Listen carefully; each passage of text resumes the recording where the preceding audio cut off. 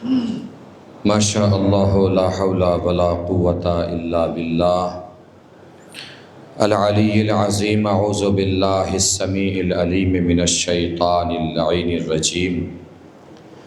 بسم اللہ الرحمن الرحیم۔ الحمد للہ رب العالمین، الصلاۃ والسلام علی اشرف الاولین والآخرین، خاتم النبیین، شفیع المذنبین، رحمۃ للعالمین، الملقب بطٰہٰ و یاسین، مولانا مولا الثقلین، سید الکونین، امام القبلتین، جد الحسن والحسین، ابی القاسم محمد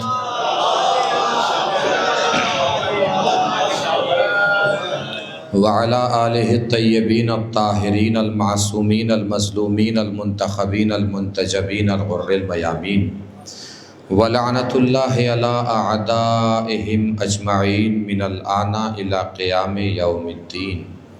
اما بعد فقد قال اللہ الحکیم فی القرآن الکریم۔ بسم اللہ الرحمن الرحیم۔ انا اعطیناک الکوثر فصل لربک وانحر ان شانئک هو الابتر۔ صلوات پڑھیں بر محمد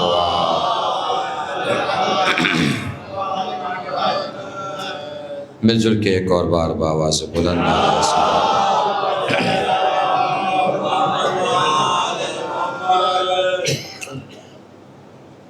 مجلس اعزا بعنوان شب بیداری منعقد ہوئی ہے اور مختلف علماء، خطبہ، ذاکرین محترم سے آپ حضرات رات بھر انشاءاللہ مجالس سماعت فرماتے رہیں گے۔ انجمن ہائے ماتمی نوحہ خان حضرات انشاءاللہ شریک شب بیداری رہیں گے۔ پروردگار جو افراد جس طریقے سے بھی اس عبادت اعظم میں شامل ہیں، شریک ہیں، پروردگار سب کی شرکت کو اپنی بارگاہ میں قبول فرمائے، سب کی عبادت کو اپنی بارگاہ میں قبول فرمائے۔ اسی سلسلے سے گفتگو کرنے کے لیے قرآن مجید کا سب سے چھوٹا سورہ، جسے ہم سورہ کوثر کے نام سے جانتے اور پہچانتے ہیں، اس سورہ کو سرنامہ کلام اور بیان قرار دیا ہے۔ الفاظ کے اعتبار سے اور حجم کے اعتبار سے سب سے چھوٹا سورہ ہے، مگر معنی اور مفاہیم کے اعتبار سے ایسا بحر بے کراں ہے کہ اگر تفسیر بیان کی جانے لگے تو لفظ کم پڑھنے لگیں گے، سورہ بڑا ہونے لگے گا،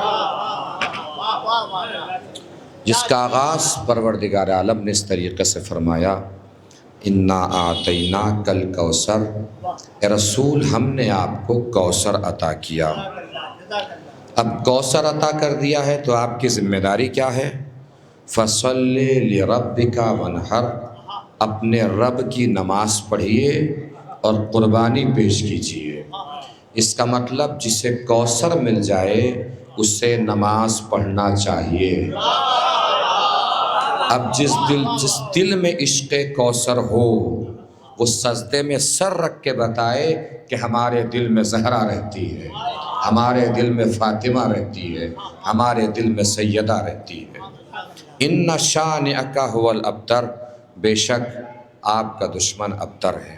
یہ سورہ کا ترجمہ جو میں نے آپ کے سامنے پیش کرنے کی سعادت حاصل کی۔ اب آئیے الفاظ کے اعتبار سے اس وقت مجھے اس سورہ پر گفتگو کرنا ہے۔ انا، یہ جو نا ہے یہ عربی گرامر کے اعتبار سے ضمیر جمع ہے جو جمع کے لیے استعمال ہوتی ہے۔ توجہ فرمائیے گا، کس کے لیے استعمال ہوتی ہے؟ جمع کے لیے۔ ہر زبان میں بس دو ہی چیزیں ہوتی ہیں، واحد جمع، سنگولر اور پلورل، لیکن عربی ادب میں، عربی گرامر میں واحد ہوتا ہے، واحد کے بعد تثنیہ ہوتا ہے، تثنیہ کے بعد جمع شروع ہوتی ہے۔ دو کے بعد پلورل شروع ہوتا ہے، سنگولر کے بعد پلورل نہیں آتا، تثنیہ کے بعد جمع شروع ہوتی ہے، یعنی جمع میں کم سے کم 3 مصادیق کا پایا جانا ضروری ہے۔ توجہ فرما رہے ہیں؟ جو ضمیر جمع کے لیے استعمال ہوتی ہے اللہ نے اسے اپنے لیے استعمال کیا ہے، حالانکہ اللہ جمع نہیں ہے، اللہ تو واحد ہے، اور واحد میں بھی احد ہے۔ وہ اللہ اپنے لیے جمع کی ضمیر کیوں استعمال کر رہا ہے؟ اس کے 2 ریزن علماء تفاسیر نے بیان فرمائے۔ پہلا ریزن، پہلی وجہ، پہلا سبب، جب اللہ اپنی عظمت بیان کرنا چاہتا ہے تو وہاں اللہ اپنے لیے جمع کی ضمیر استعمال کرتا ہے۔ اللہ تو ہے ہی عظیم، اسے اپنی عظمت بیان کرنے کی کیا ضرورت پڑی؟ تو علماء نے بیان کیا کہ اصل میں اللہ اپنی عظمت بیان نہیں کرتا، بلکہ اپنے ذریعے کسی اور کی عظمت سمجھانا چاہتا ہے۔ جیسے انا انزلناہ فی لیلۃ القدر، قرآن ہم نے نازل کیا، ہماری بلندی سمجھو تاکہ قرآن کی بلندی سمجھ میں آئے۔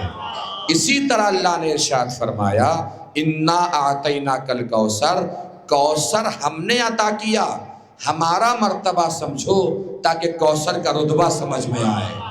اس کا مطلب جس نے کوثر عطا کیا وہ بھی عظیم، جس کو عطا ہوا وہ بھی عظیم۔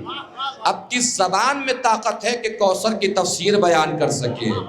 بس کوثر کی تفسیر وہی شخصیت بیان کر سکتی ہے اللہ نے جس نبی کو کوثر عطا کیا ہے، اور وہ نبی بھی کوثر کی تفسیر بیٹھے بیٹھے بیان نہیں کرے گا، پورے قد کے ساتھ کھڑے ہو کے بیان کرے گا، پورے قد کے ساتھ کھڑے ہو کے بیان کرے گا۔ یہی وجہ ہے، یہی ریزن ہے، یہی سبب ہے کہ جب بھی بزم رسالت میں شہزادی زہرا سلام اللہ علیہا تشریف لاتی تھی، رسول پورے قد کے ساتھ کھڑے ہو جاتے تھے۔ اب آپ روایت کے دوسرے حصے پر غور فرمائیے، کیا ہے روایت میں؟ اذ دخلت علیہ السلام، اس کے معنی ہے جب، یعنی جب بھی شہزادی تشریف لاتی تھی رسول پورے قد کے ساتھ کھڑے ہو جاتے تھے۔ جب بھی مطلب اگر شہزادی 1 مرتبہ آئیں گی تو رسول 1 مرتبہ کھڑے ہوں گے، اگر شہزادی 70 مرتبہ آئیں گی تو رسول 70 مرتبہ کھڑے ہوں گے۔ روایت کا اگلا جملہ سنیے، کھڑے نہیں ہوتے تھے بلکہ اپنی جگہ پہ بٹھاتے تھے۔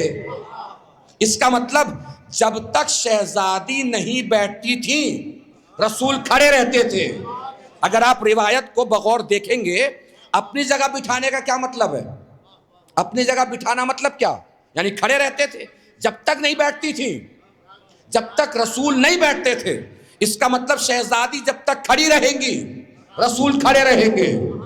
شہزادی کے احترام میں رسول کھڑے ہوتے تھے، کسی اور کے احترام میں نہیں کھڑے ہوتے تھے۔ یہ بات ذہن میں رکھیے گا، شہزادی کے احترام میں رسول کھڑے ہوتے تھے، کسی اور کے احترام میں رسول کھڑے نہیں ہوتے تھے۔ یہاں تک کہ مولا علی کے احترام میں بھی نبی کھڑے نہیں ہوتے تھے۔ ہو سکتا ہے کوئی کسی تاریخ کی سطر یا صفحے سے لا کے دکھا دے کہ فلاں موقع پر نبی علی کے لیے کھڑے ہوئے، ہو سکتا ہے ایسا ہوا ہو، لیکن مولا کائنات کے خصوصی فضائل میں سے نہیں ہے کہ نبی ان کے لیے کھڑے ہوتے تھے۔ شہزادی زہرا کے خصوصی فضائل میں سے ہے کہ نبی شہزادی کے لیے کھڑے ہوتے تھے۔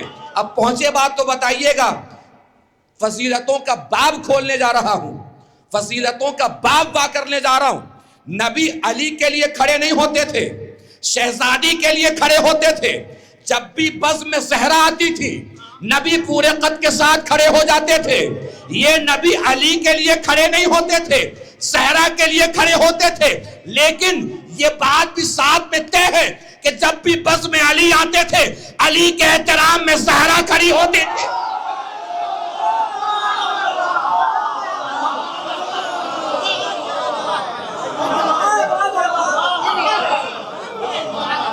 علی کے احترام میں زہرا کھڑی ہوتی تھی، اور جب بھی زہرا کھڑی ہوں گی نبی کھڑے ہو جائیں گے۔ اس بات کو آپ یہیں چھوڑ دیجئے، اب جس کو اندر آنا وہ آ سکتا ہے، تھوڑا سا اندر تشریف لے آئیے، بات آسان ہو جائے گی۔ آ جائیے تشریف لے ایک صلوات پڑھ لیں مل جل کے بر محمد۔ جب بھی شہزادی کھڑی ہوتی تھی نبی پورے قد کے ساتھ کھڑے ہو جاتے تھے۔ بات طے ہے نا؟ اس بات کو یہیں روک دیجئے۔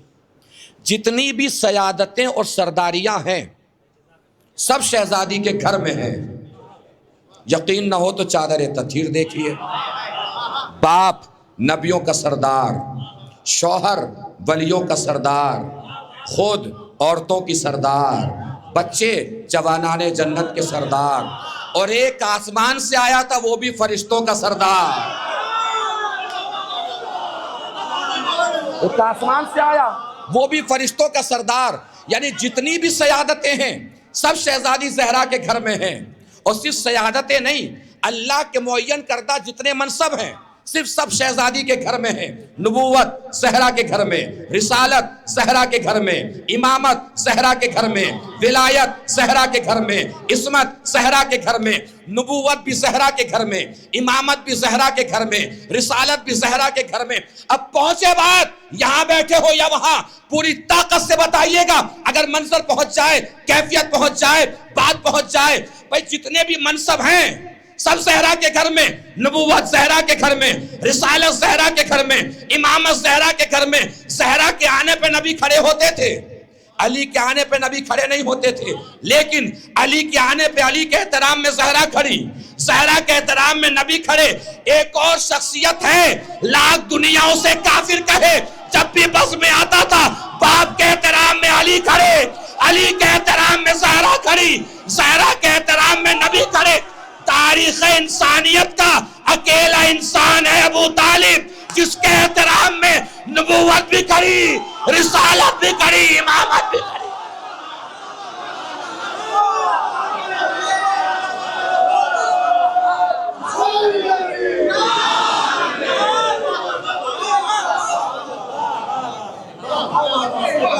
ایک صلوات پڑھیں مل جل کے بر محمد و آل محمد۔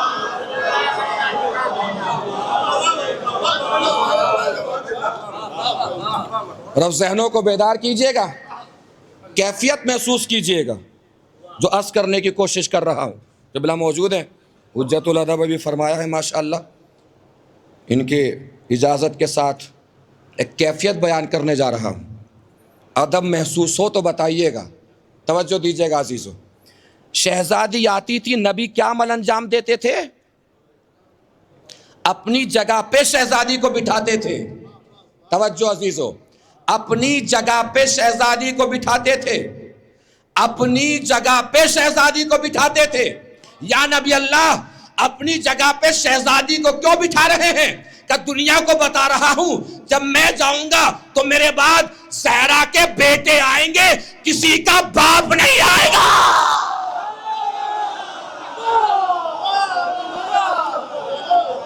ایک صلوات پڑھیں مل جل کے بر محمد و آل محمد۔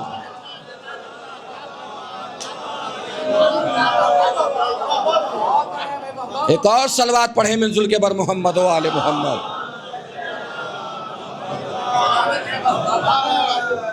محسوس فرما رہے ہیں؟ نا کے بعد ہے دو وجہ اور دو ریزن کہ اللہ اپنے لیے جمع کی ضمیر کیوں استعمال کرتا ہے۔ پہلا ریزن، پہلی وجہ، پہلا سبب میں نے آپ کو بتا دیا۔ کیوں استعمال کرتا ہے؟ جب اللہ اپنی عظمت بیان کرتا ہے تو اپنے لیے جمع کی ضمیر استعمال کرتا ہے۔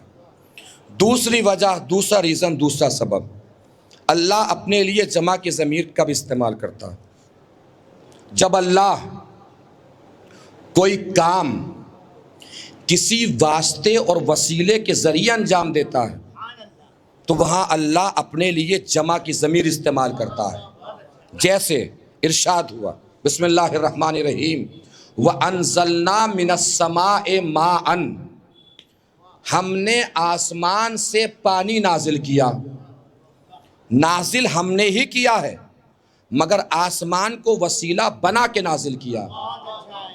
اسی طرح اللہ ارشاد فرما رہا ہے انا اعطیناک الکوثر، کوثر ہم نے عطا کیا، عطا ہم نے ہی کیا ہے مگر کسی وسیلے سے عطا کیا ہے۔ اب تلاش کیجئے وہ وسیلہ اور واسطہ جس کے ذریعے سے کوثر اللہ نے اپنے حبیب تک پہنچایا۔ جب تلاش کرنے نکلیں گے تو تصور کدے میں بس ایک ہی شخصیت کا جلوہ نمایاں ہوگا جس بی بی کو حضرت خدیجۃ الکبریٰ کہتے ہیں۔ یعنی اللہ نے جناب زہرا رسول تک جناب خدیجہ کے ذریعے نور زہرا پہنچایا ہے۔ یہی وجہ ہے، یہی ریزن ہے، یہی سبب ہے کہ بعد وفات جناب خدیجہ بھی سب سے زیادہ حضرت ختمی مرتبت جس بی بی کا تذکرہ فرماتے تھے وہ جناب خدیجہ تھی۔ کہیں جاتے تھے تو جناب خدیجہ کا تذکرہ کرتے ہوئے جاتے تھے، کہیں سے آتے تھے تو جناب خدیجہ کا تذکرہ کرتے ہوئے آتے تھے۔ اتنا تذکرہ کرتے تھے، اتنا تذکرہ کرتے تھے کہ بہت سے لوگ تو اس تذکرے سے چڑھنے بھی لگے تھے، جلنے بھی لگے تھے، اور جو جناب خدیجہ کے تذکرے سے چڑھتا اور جلتا تھا تاریخ نے ان سب کے نام بھی لکھے ہیں۔ مگر میں اکثر کہتا ہوں ہر نام لینا منبر سے ضروری نہیں ہوتا، بہت سے نام زبان کا ذائقہ بگاڑ دیتے ہیں۔ توجہ فرما رہے ہیں؟ ایک دن پوچھ بیٹھے کہ یا نبی اللہ یہ آپ کو کیا ہو جاتا ہے ہر وقت خدیجہ کا تذکرہ، حالانکہ خدیجہ سے بہتر خواتین بھی آپ کو ملی ہیں۔ حضور نے فرمایا لا واللہ، نہیں، قسم خدا کی نہیں، خدیجہ سے بہتر مجھے کوئی عورت ملی ہی نہیں، اس لیے کہ جب ساری دنیا کافر تھی خدیجہ مجھ پر ایمان لائی، جب ساری دنیا مجھے جھٹلا رہی تھی خدیجہ نے میری تصدیق فرمائی، جب ساری دنیا مجھے طعنہ ابتر دے رہی تھی اللہ نے خدیجہ کے ذریعے مجھے نسل کوثر عطا فرمائی۔ کس کا تذکرہ ہو رہا ہے یہ؟ جناب خدیجہ کا۔ جناب خدیجہ کا تذکرہ کم سے کم آپ لوگ یہ سوچ کے سنا کیجئے کہ تذکرہ صرف آپ ہی کے ہاں ہوتا ہے، کہیں اور تو ہوتا نہیں ہے۔ تو اس تذکرے کو کم سے کم یہاں تو تشنا نہیں رہنا چاہیے، یہاں تو پیاسا نہیں رہنا چاہیے۔ اب اٹھے ہوئے ہاتھ، بولتی ہوئی زبانیں، میری خطابت کو داد نہیں، جناب خدیجہ کی عظمت کو سلام ہوگا۔ جس کو لگتا ہے کہ اس کی رگوں کے دوڑتے ہوئے لہو میں جناب خدیجہ کے نمک کا تھوڑا سا بھی احسان ہے، پوری طاقت سے جناب خدیجہ کی عظمت کو سلام کرے گا۔ کیا فرمایا حضرت نے؟ خدیجہ سے بہتر مجھے کوئی خاتون ملی ہی نہیں۔ جب ساری دنیا کافر تھی خدیجہ مجھ پر ایمان لائی، جب ساری دنیا مجھے جھٹلا رہی تھی خدیجہ نے میری تصدیق فرمائی، جب ساری دنیا مجھے طعنہ ابتر دے رہی تھی اللہ نے خدیجہ کے ذریعے مجھے نسل کوثر عطا فرمائی۔ اور حضرت نے فرمایا جب ساری دنیا مجھ سے اپنا مال چھپا رہی تھی خدیجہ مجھ پہ اپنا مال لٹا رہی تھی۔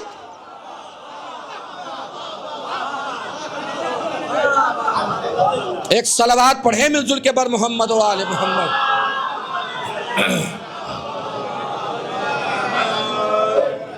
توجہ فرما رہے ہیں؟ اس کی آواز تھوڑی بڑھائیں، مائک کی آواز بڑھا دیجئے تھوڑی سی۔ جناب خدیجہ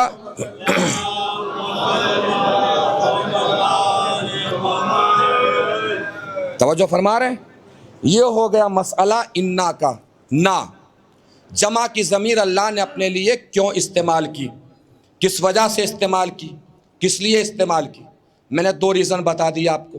ایک ریزن اپنی عظمت بیان کرنے کے لیے، دوسرا ریزن جب اللہ کوئی کام کسی واسطے اور وسیلے کے ذریعے انجام دیتا ہے تو پروردگار وہاں اپنے لیے جمع کی ضمیر استعمال کرتا ہے۔ یہ ہو گیا انا۔ انا کے آگے کیا ہے؟ سورہ کوثر میں آتینا۔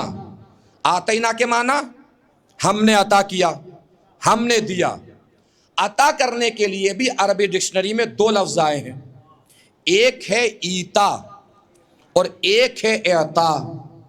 ایتا کے معنی بھی دینا، عطا کرنا، اعطا کے معنی بھی دینا، عطا کرنا، مگر دونوں میں فرق ہے۔ عطا کرنے والا، دینے والا چھوٹا بھی ہو سکتا ہے، برابر کا بھی ہو سکتا ہے، بڑا بھی ہو سکتا ہے۔ ایسی صورت میں آتا ہے ایتا، لیکن جب عطا کرنے والا ہو ہی بڑا تو ایسی صورت میں آتا ہے اعطا۔ جس سے بنا ہے آتینا، یعنی اللہ نے کوثر اپنے حبیب کو عطا کیا اور لفظ آتینا رکھا، یعنی بتایا کہ میرے حبیب میں کوثر آپ کو بلند ہو کر عطا کر رہا ہوں، تو آپ کو بھی کوثر وہاں نہیں ملے گا جہاں آپ ہیں، عرش کی بلندی پہ چل کے آنا پڑے گا۔ اور نور زہرا کو لانے کا یہ سفر پروردگار نے بعنوان سفر معراج بیان فرمایا۔ سبحان الذی اسریٰ بعبدہ لیلا من المسجد الحرام الی المسجد الاقصی الذی بارکنا حولہ لنریہ من آیاتنا۔ پاک و پاکیزہ ہے وہ ذات جو لے گئی اپنے بندے کو راتوں رات مسجد حرام سے مسجد اقصی تک، مسجد حرام سے مسجد اقصی تک، مسجد حرام سے مسجد اقصی تک، یعنی نور زہرا لانے کا سفر اللہ نے اپنے حبیب کو کرایا ہے، مسجد سے مسجد تک، مسجد سے مسجد تک، مسجد سے مسجد تک، یعنی اللہ نے پہلے ہی بتا دیا زہرا کی عظمتوں کا محور مسجد ہوگی، زہرا کی فضیلتوں کا مرکز مسجد ہوگی، زہرا کی فضیلتوں کا مرکز مسجد ہوگی۔ اسی لیے آپ نے دیکھا نہیں نبی کی مسجد سے سب کے دروازے بند کرا دیے، تنہا زہرا کا دروازہ۔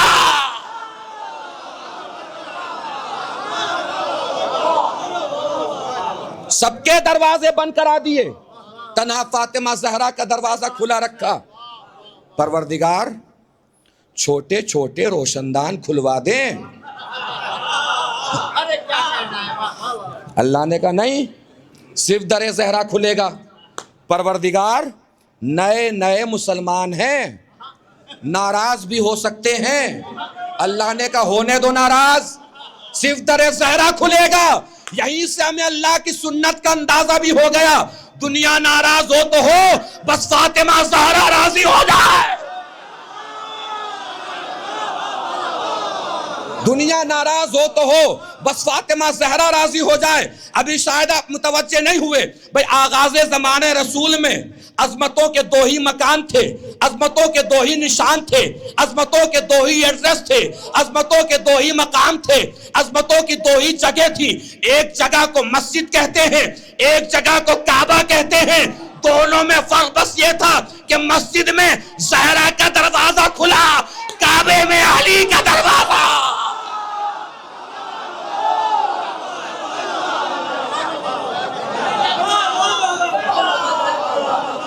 ایک صلوات پڑھیں مل جل کے بر محمد و آل محمد۔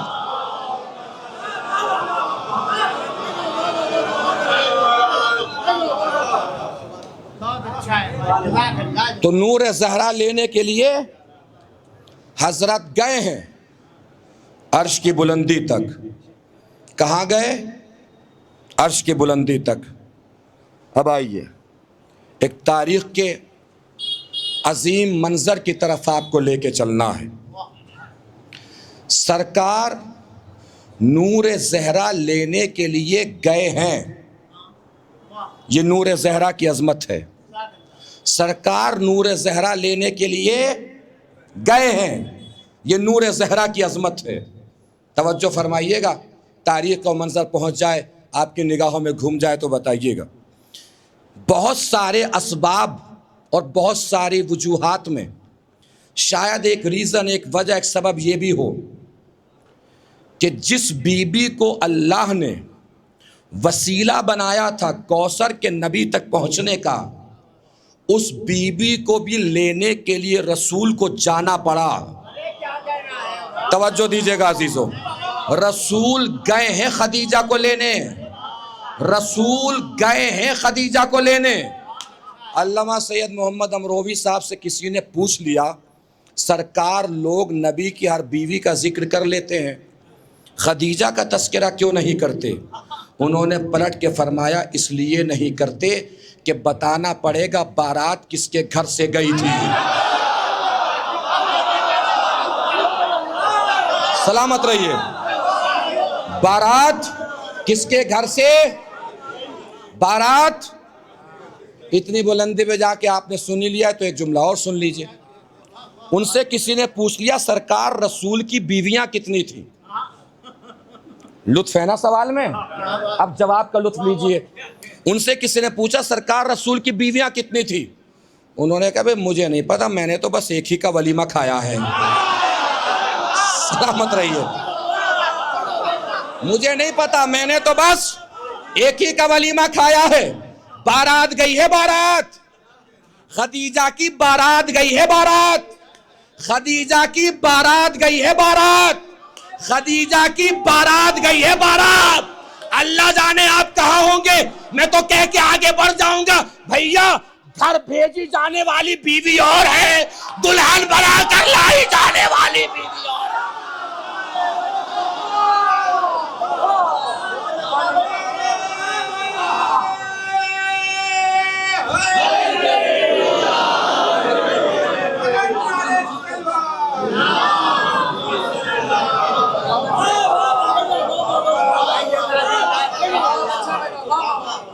بارات گئی ہے، بارات بارات گئی ہے، بارات۔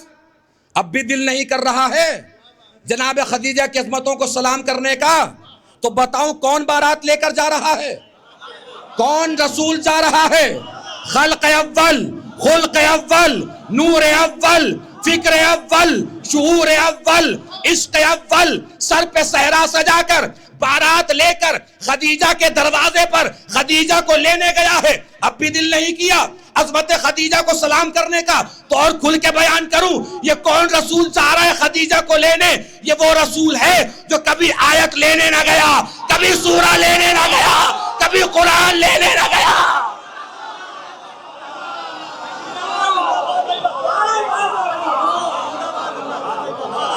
یہ وہ رسول گیا ہے خدیجہ کو لینے خدیجہ کے دروازے پر۔ اس منزلت میں جناب خدیجہ شہزادی زہرا اور علی کے بالکل ہم پلہ ہیں۔ جو رسول کبھی آیت سورہ اور قرآن لینے نہ گیا، وہ عرش پہ نور زہرا لینے گیا، کعبے میں علی کو لینے گیا، در خدیجہ پہ خدیجہ کو لینے گیا۔ ایک صلوات پڑھیں مل جل کے بر محمد و آل محمد۔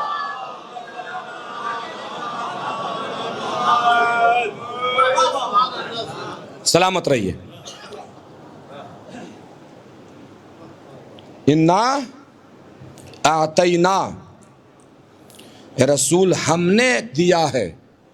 کیا دیا ہے؟ انا اعطینا کل کوثر، ہم نے آپ کو کوثر عطا کیا ہے۔ کوثر عربی گرامر کے اعتبار سے مصدر ہے۔ مصدر ایسے لفظ کو کہتے ہیں کہ جس سے سب لفظ ہوں، وہ خود کسی سے نہ ہو۔ کوثر سے مراد نور زہرا ہے۔ یہی ریزن اور وجہ ہے کہ لکھا ہے تفاسیر میں، ہر نور کسی نہ کسی نبی کے صلب سے ہو کر آخری نبی تک پہنچا ہے۔ تنہا نور زہرا ہے جو کسی صلب میں نہیں رہا، ڈائریکٹ نبی کو عطا کیا گیا ہے۔ اس کا مطلب فاطمہ سے 11 امام ہیں، نور زہرا خود کسی سے نہیں ہے۔ یہ عظمت ہے شہزادی فاطمہ کی، شہزادی زہرا کی۔ اب مصدر ہے تو اس کے معنی کیا ہیں؟ یہ حافظ فرمان علی صاحب قبلہ علی اللہ مقامہ کے قرآن میں بھی آپ کو حاشیے پر مل جائے گا۔ کوثر مصدر ہے خیر کثیر کا۔ کس کا مصدر ہے؟ خیر کثیر کا، یعنی ہر خیر ملے گا کوثر سے۔ کوثر ہے فاطمہ۔ اب خیر کیا ہے؟ قرآن نے پھر آواز دی، بسم اللہ الرحمن الرحیم، وَرِزْقُ رَبِّكَ خَيْرٌ وَأَبْقَىٰ، آپ کے رب کا رزق خیر ہے، یعنی جو بھی رزق ہے وہ خیر ہے۔ خیر ملے گا کوثر سے، کوثر ہیں فاطمہ۔ اب جو بھی رزق ہے سوچتے جائیے، کھانا رزق، پانی رزق، صحت رزق، حکومت رزق، سلطنت رزق، عزت رزق، لباس رزق، مکان رزق، اولاد رزق، کھانا رزق، پانی رزق، روٹیاں رزق۔ عزت چاہیے جائیے در فاطمہ پر، دولت چاہیے جائیے در فاطمہ پر، شہرت چاہیے جائیے در فاطمہ پر، گھر چاہیے جائیے در فاطمہ پر، مکان چاہیے جائیے در فاطمہ پر، اولاد چاہیے جائیے در فاطمہ پر، کھانا چاہیے جائیے در فاطمہ پر، روٹیاں چاہیے جائیے در فاطمہ پر، روٹیاں چاہیے جائیے در فاطمہ پر۔ اسی لیے آپ نے دیکھا نہیں، آسمان کے فرشتے بھی روٹیاں لینے رسول کے در نہیں بطول کے در پہ آئے تھے۔ کیا لے گئے؟ روٹیاں۔ کیا لے گئے؟ روٹیاں۔ کون جنت میں بھوکا پیاسا بیٹھا تھا جس کو روٹیوں کی ضرورت تھی؟ کون بھوکا پیاسا تھا جسے روٹیوں کی ضرورت تھی؟ نظریے سے نظریہ مل جائے، فکر سے فکر مل جائے تو آپ جہاں بھی بیٹھے ہوں میری آواز میں پوری طاقت سے آواز ملا دیجئے گا۔ پوری طاقت سے پڑھنے جا رہا ہوں، پوری طاقت سے جواب دینا ہے۔ کون بیٹھا تھا بھوکا پیاسا جنت میں؟ ہو سکتا ہے اللہ نے جنتیوں کے جنت میں جانے سے پہلے ان کے کھانے پینے کا انتظام کیا ہو اور روٹیاں منگائی در فاطمہ سے۔ پروردگار جنتیوں کے کھانے پینے کا انتظام ہو رہا ہے تو روٹیاں در زہرا سے کیوں منگا رہا ہے؟ کہ بتانے کے لیے منگا رہا ہوں سنبھل کے جنت آنا، اس دنیا میں بھی زہرا کے ٹکڑوں پر پلے ہو، اس دنیا میں بھی زہرا کے ٹکڑوں پر پلو گے۔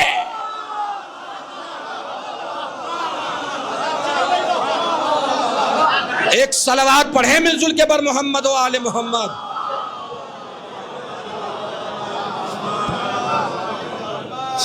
محسوس فرما رہے ہیں؟ اب آئیے ایک اور رخ کی طرف میں آپ کو لے کے آتا ہوں اس سورے کے سلسلے سے۔ قرآن مجید کی سنت ہے تکرار،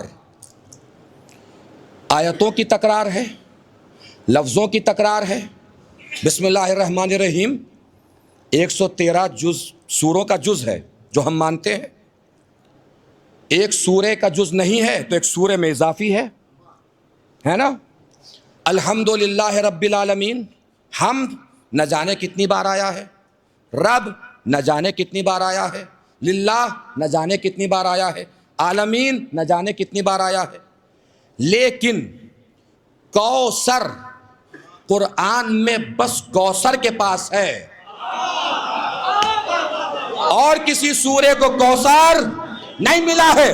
پورے قرآن میں کوثر بس ایک ہے، پورے قرآن میں کوثر بس ایک ہے۔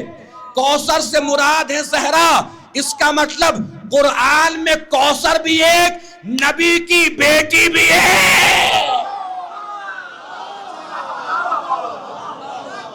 کتنی بیٹی ہے نبی کی؟ کتنی مانتے ہیں آپ؟ تو گھبرا کیوں رہے ہیں؟ کتنی مانتے ہیں؟ ایک۔ بہت سے لوگ 4 بھی مانتے ہیں، کوئی مسئلہ نہیں، مانتے رہیں۔ آپ کتنی مانتے ہیں؟ باہر والے بھی ایک ہی مانتے ہیں نا، ایک مانتے ہیں۔ نام کیا ہے؟ کیا نام ہے؟ سلامت رہیے۔ شوہر کون ہے؟ فرزند کون کون ہے؟ بیٹیاں کون کون ہیں؟ ولادت کی تاریخ 20 جمادی الثانی، تاریخ شہادت 3 جمادی الثانی۔ ولادت کہاں ہوئی؟ مکے میں۔ قبر کہاں ہے؟ مدینے میں۔ آپ ایک مانتے ہیں، نام بھی پتا ہے، اولاد بھی پتا ہے، شوہر بھی پتا ہے، ولادت کی جگہ بھی پتا ہے، مقام شہادت بھی پتا ہے۔ چوراہوں پہ بکھر جائیے اور دنیا والوں سے کہیے جو 4 مانتے ہیں ہمت ہو تو بتائیں نام کیا ہے، شوہر کون ہے، اولاد کون ہے، تاریخ ولادت کیا ہے۔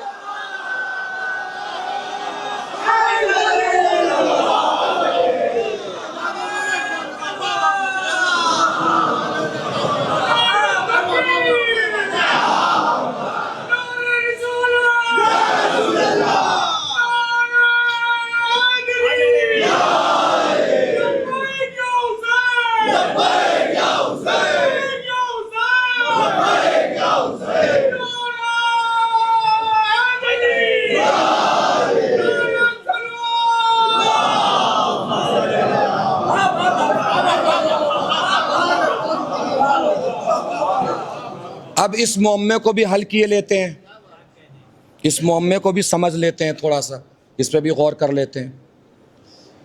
کیوں ضد ہے مسلمانوں کو کہ رسول کی شہزادی فاطمہ کے علاوہ بھی اور بیٹیاں ہونی ہی چاہیے؟ کیا ضد ہے بھائی؟ کیوں ضد ہے؟ کس لیے اڑی ہوئی ہے دنیا کہ صاحب ہونی چاہیے بیٹی؟ وجہ سن لیجئے، ریزن سن لیجئے۔ جنہوں نے لکھا کہ رسول کی 4 بیٹیاں ہیں، انہی تاریخوں میں لکھا گیا کہ رسول کی ایک بیٹی کی شادی مولائے کائنات سے ہوئی اور باقی بچی 3 بیٹیاں، ان میں سے 2 بیٹیوں کی شادی یکے بعد دیگرے خلیفہ سوم سے ہوئی۔ نام تو سب کو پتہ ہی ہوگا، سمجھ میں آ گیا کیوں ضد ہے مسلمانوں کو؟ سمجھیں گے ابھی کیوں ضد ہے مسلمانوں کو؟ ضد کی وجہ یہی ہے، ضد کی وجہ یہی ہے، دنیا والوں کو بتانا ہے کہ جس سے رسول کی ایک بیٹی کی شادی ہو، جب وہ علی اتنا بڑا ہے تو جس سے 2 بیٹیوں کی شادی کرا دی جائے گی تو وہ صاحب کتنے بڑے ہو جائیں گے۔ یہی ضد کی وجہ ہے کہ کسی کو علی کے برابر میں لا کے کھڑا کرنا ہے۔ اسی لیے ان صاحب کا تاریخ نے ایک لقب بھی رکھا۔ کیا لقب ہے؟ ذو النورین۔ کیا لقب ہے؟ ذو النورین۔ خلیفہ سوم کا ایک لقب ہے ذو النورین۔ کس وجہ سے لقب ہے ان کا یہ؟ چونکہ مانتے ہیں لوگ کہ 2 بیٹیوں کی ان سے شادی ہوئی تو یہ صاحب ہو گئے ذو النورین کے معنی 2 نور والا۔ ذو النورین کے کیا معنی ہے؟ کیا معنی ہے؟ 2 نور والا، یعنی نبی کی 2 بیٹیوں سے ان کی شادی ہوئی تو یہ صاحب کیا ہو گئے؟ 2 نور والے۔ اس میں مذاق کی بات معلوم ہے کیا ہے؟ اب مذاق سنیے اور کیفیت محسوس کیجئے، آپ چاہے جہاں بھی بیٹھے ہوں۔ نبی کی 2 بیٹیوں سے شادی کے سبب ان صاحب کو بنا دیا گیا 2 نور والا۔ 2 نور والا، اس میں مذاق معلوم ہے کیا ہوا؟ نبی کی 2 بیٹیوں سے شادی کے سبب ان صاحب کو 2 نور والا وہ لوگ کہتے ہیں جو آج تک رسول کو بھی نور نہیں مانتے ہیں۔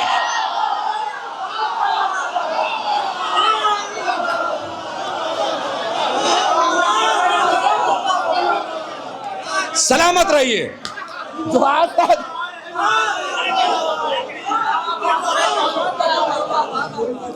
رسول کو بھی نور نہیں مانتے، وہ کہتے ہیں کہ رسول کی 2 بیٹیوں سے شادی کے سبب یہ صاحب نور والے ہو گئے۔ وہ آج تک رسول ہی کو نور نہیں مان رہے ہیں، داماد نور والے ہیں۔ جو رسول کو نور نہیں مان رہا وہ کہہ رہا ہے کہ ان کا داماد نور والا ہے۔ یہ تو مذاق کی بات ہوئی نا، کھلا مذاق، کھلا ہوا مذاق۔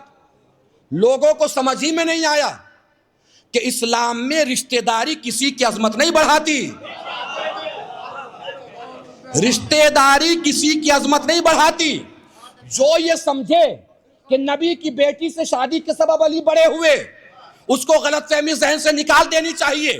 بھئی نبی کی بیٹی سے شادی کے پہلے بھی علی رازوں کے راز ہیں، انوار کے درخت ہیں، ملائکہ کے قائد ہیں، بیت المعمور ہیں، ولی الاولیاء ہیں، انجیل کے ایلیاء ہیں، زبور کے نغمہ ہیں، غفور کے پردہ ہیں، صاحب لواء ہیں، امام محشر ہیں، قسیم نار و جنت ہیں، چراغ ظلمت ہیں، مفسر قرآن ہیں، تاج ایمان ہیں، ابن عمران ہیں، قطب الاقطاب ہیں، حبیب الاحباب ہیں۔ بیٹی سے شادی کے پہلے بھی علی کے ہاتھ ید اللہ، علی کی آنکھ عین اللہ، علی کا چہرہ وجہ اللہ، علی کی زبان لسان اللہ۔ شادی کے پہلے بھی آدم کو معافی دلانے والا علی، نوح کی کشتی بچانے والا علی، ابراہیم کو آگ سے نکالنے والا علی۔ بتا میں یہ رہا ہوں زہرا کے شادی کے سبب علی بڑے نہیں ہوئے، بھئی زہرا سے شادی ہوئی اس لیے تھی کہ علی پہلے سے بڑا تھا۔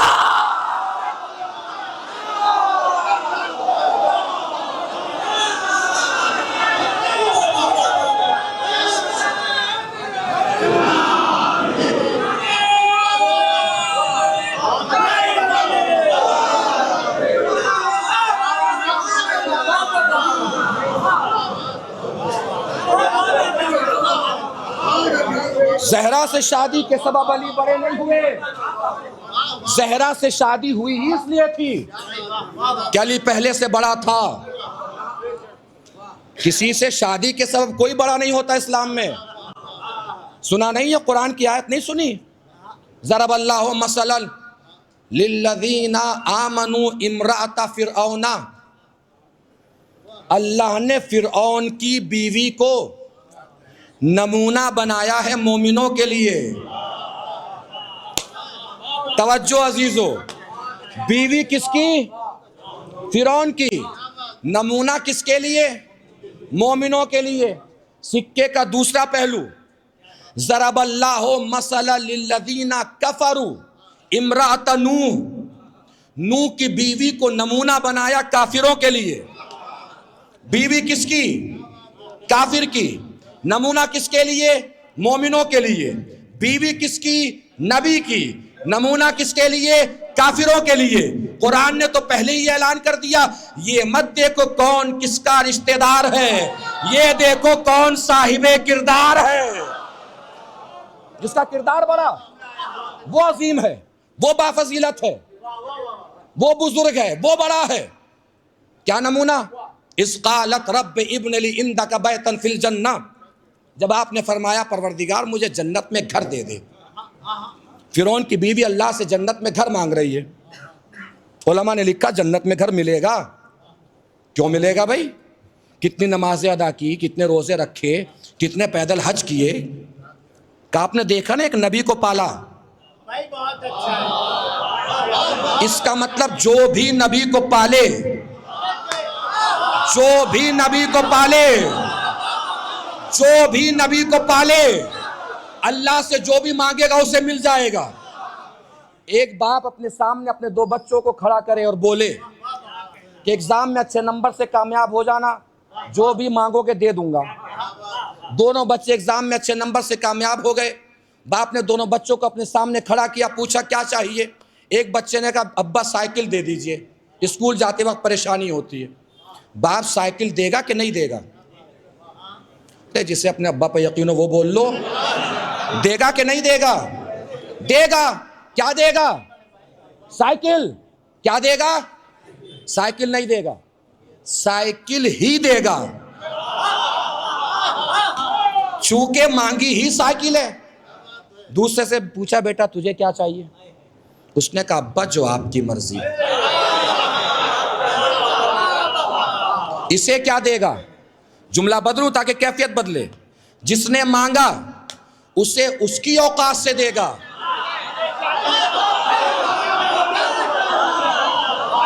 جس نے مانگا اسے اس کی اوقات سے دے گا، جس نے نہیں مانگا اسے اپنی حیثیت سے دے گا۔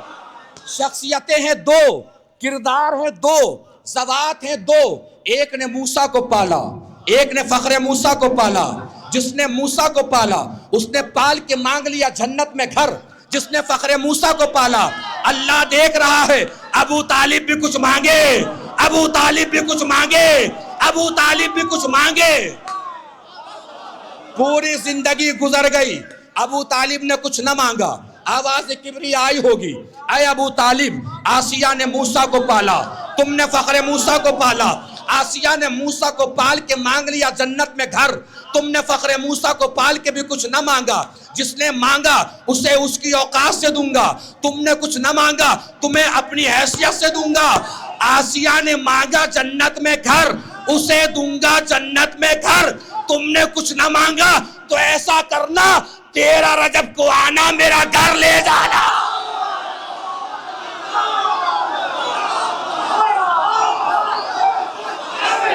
حیدر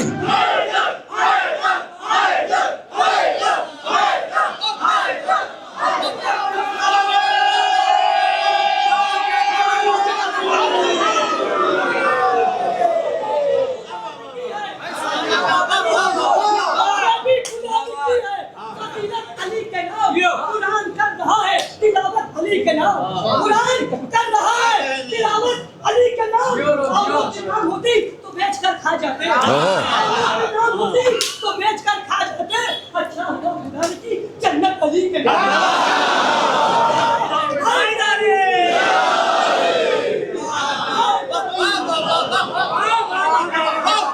اور جنت علی کے نام پر ہی کی ہے. در جنت پہ لکھا ہی علی علی ہے. در جنت پہ پورا کلمہ لکھا ہوا ہے جس میں نام علی لکھا ہوا ہے. در جنت پہ علی کا نام لکھنا دلیل ہے اس بات کی کہ اللہ نے اعلان کر دیا کہ جنت ملے گی علی کے نام پر. جنت ملے گی علی کے نام پر. جنت ملے گی علی کے نام پر. ہمیں حیرت ان مسلمانوں پر ہے کہ ان لوگوں کے نام پر اللہ سے جنت مانگتے ہیں جن کے نام پر فقیر بھیک بھی نہیں مانگتا.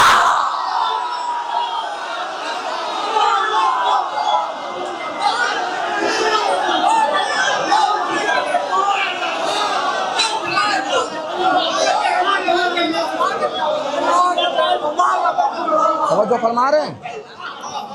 تو نسبت سے، رشتے سے کبھی بھی عظمت نہیں بڑھتی. عظمت انسان کا خود کا اپنا عروج ہے، خود کی اپنی بلندی ہے، خود کی اپنی فضیلت ہے، خود کی اپنی عظمت ہے. جن لوگوں نے لکھا کہ رسول کی 4 بیٹیاں تھیں، مان لیا، چلو مان لیا کہ رسول کی 4 بیٹیاں تھیں انہوں نے، مگر انہیں بھی ساتھ میں یہ ماننا پڑا کہ بیٹیاں تو 4 تھیں مگر آیت تھی صرف زہرا کے لیے آئی. بیٹیاں 4 تھیں مگر آئے مودت صرف زہرا کے لیے آئی. بیٹیاں تو 4 تھیں مگر رسول سلام کرنے صرف در زہرا پہ آئے. بیٹیاں تو 4 تھیں مگر فرشتہ جھولا جھولانے صرف زہرا کے گھر میں آیا.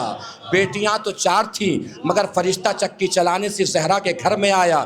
بیٹیاں تو 4 تھیں مگر رسول نے اپنے کاندھے پہ غدیر میں صرف علی کو اٹھایا.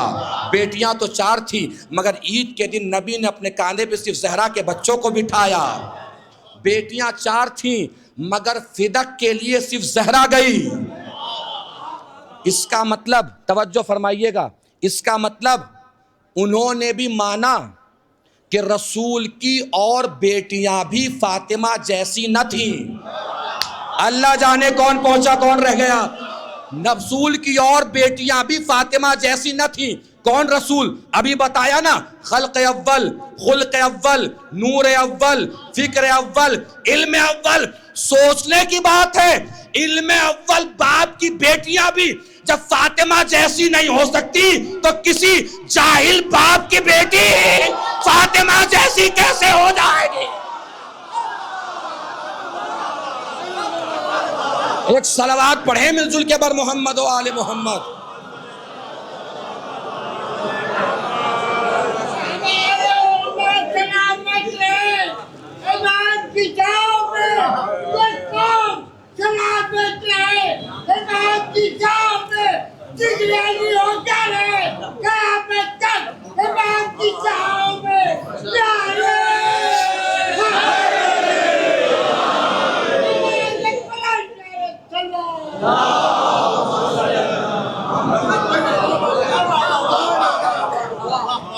فدق کے لیے صرف زہرا گئی.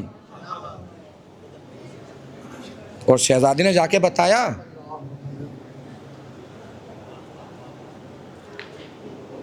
کہ میں محمد کی بیٹی ہوں، میرا باپ محمد ہے. سوچئے ایک مرتبہ کوئی تو ہوتا بڑھ کے کہنے والا کہ فاطمہ محمد صرف آپ کے باپ نہیں، فلاں کے باپ بھی ہیں، فلاں کے باپ بھی ہیں، فلاں کے باپ بھی ہیں. کسی کا نہ کہنا دلیل ہے اس بات کی کہ رسول کی بس ایک ہی بیٹی تھی جس کا نام فاطمہ زہرا تھا. اور سب سے بڑی بات ہے فدق کے لیے گئی ہیں، اتنی بڑی پراپرٹی کے لیے گئی ہیں، تو کوئی تو آگے بڑھ کے کہتا کہ ہم بھی پراپرٹی میں حصے دار ہیں، ہمیں بھی چاہیے. کسی نے نہیں کہا. اور یہ بھی ذہن سے نکال دیا جائے کہ شہزادی فدق کے لیے گئی تھی. یہ بھی ذہن سے نکال دیجئے کہ شہزادی فدق کے لیے گئی تھی. علامہ ابن ابی الحدید بہت بڑے عالم گزرے عالم اہل سنت کے. نہج البلاغہ کی شرح کی ہے آپ نے 30 جلدوں میں تقریباً. اب بھی ان کی شرح نہج البلاغہ شرح ابن ابی الحدید کے نام سے عربی مدارس میں موجود ہے. اس شرح ابن ابی الحدید میں انہوں نے پورا واقعہ فدق تحریر کیا ہے. پورا فدق کا واقعہ اس میں انہوں نے لکھا ہے. فدق کے واقعے میں وہ بیان کرتے ہیں، لکھتے ہیں، تحریر فرماتے ہیں کہ ہمارے ٹیچر استاد تاریخ کی کلاس لے رہے تھے، ہسٹری کی کلاس، ہسٹری پڑھاتے پڑھاتے وہ فدق کی ہسٹری پہ آئے۔ جیسے انہوں نے فدق پڑھانا شروع کیا، میں نے کہا سرکار فاطمہ تو صدیقہ تھیں، توجہ دیجیے گا عزیز، کیا کہا؟ فاطمہ تو صدیقہ تھی، کہا بالکل صدیقہ تھی۔ کہا اگر صدیقہ تھی تو زہرا کوئی دعویٰ جھوٹا پیش نہیں کر سکتی، کہا بالکل پیش نہیں کر سکتی۔ اس کا مطلب دعویٰ فدق سچا تھا، کہا بالکل سچا تھا، تو پھر فدق زہرا کو دیا کیوں نہیں؟ توجہ دیجیے گا، اب ان کا جواب سن لیجیے استاد کا۔ انہوں نے فرمایا کہ حاضہ سلطنت، اسی کو حکومت کہتے ہیں۔ کہ سرکار سمجھ میں نہیں آیا، اب جواب سنیے۔ ابن ابی الحدید نے پوچھا سرکار سمجھ میں نہیں آیا اسی کو حکومت کہتے ہیں، اس کا کیا مطلب ہے؟ انہوں نے کہا اصل میں فاطمہ دربار میں فدق لینے گئی ہی نہیں تھی، توجہ دیجیے گا، پھر کیوں گئی تھی؟ کہ اصل میں زہرا دربار میں اپنے آپ کو سچا منوانے گئی تھی۔ کیا منوانے گئی تھی؟ سچا۔ اگر حاکم وقت زہرا کی دلیلوں میں الجھ کر زہرا کو سچا مان کر فدق دے دیتا تو اگلے دن زہرا پھر دربار میں آتی کہ میرے شوہر کی حکومت بھی چھوڑ۔ چونکہ ایک دن پہلے سچا مان کر فدق دے چکا تھا تو اگلے دن حکومت بھی چھوڑنی پڑتی۔ بات ہو گئی کلیئر۔ توجہ فرمائیے گا عزیزو، عالم خطابت میں، دنیا ذاکری میں بہت سی کیفیتیں ایسی ہوتی ہیں جن کو خطیب پہنچانا چاہتا ہے، مگر خطیب کی اپنی کمی ہوتی ہے کہ بات پہنچ نہیں پاتی۔